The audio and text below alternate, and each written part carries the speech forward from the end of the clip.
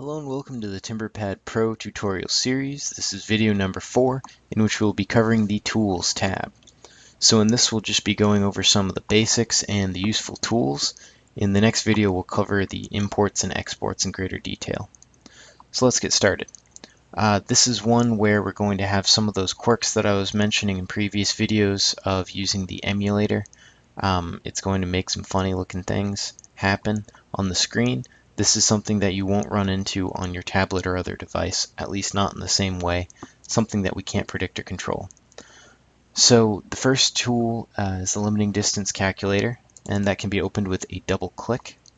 This is something that you would want to do at the beginning of your cruise to make sure that the basal area factor is set to what you're using, and make sure that you have a consistent slope percentage.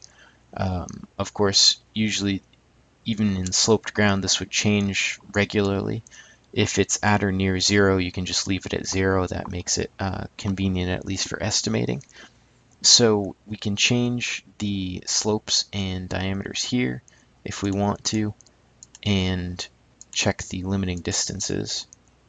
So I can change that back and forth, but if I leave it set at 0 here, it'll make sure that the horizontal limiting distance message that pops up on the tally tab, we saw that in previous videos, is going to come out correct, or at least based on 0%, so we can extrapolate from there. So I can click back to tally to head back to the tally tab, or I can hit the back button on my device, which will just bring me back to the tools tab. That's because we're just playing around in the tools tab and we want to save a little time there.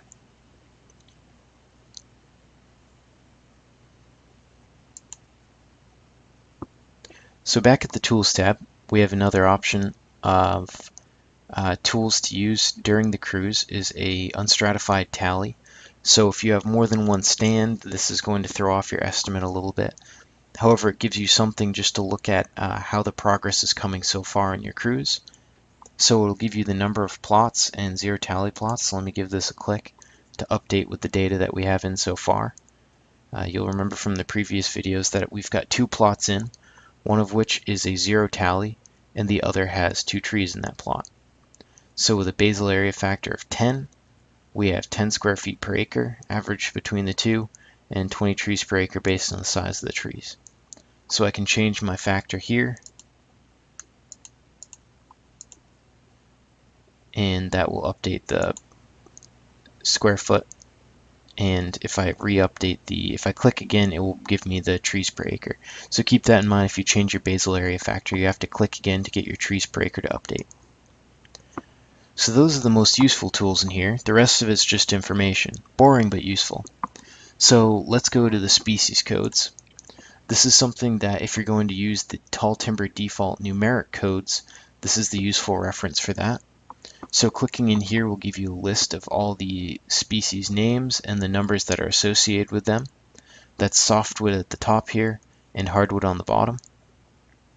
So after you've looked at this and figured out which species number goes with the species name, the entire thing is a button, so just click it anywhere and you will return to the tally tab. So we're back at tally tab. Let's get back into the tools. That's just a time saver in case you're checking your species codes. It keeps you from switching back and forth. And the products. So another double click button here.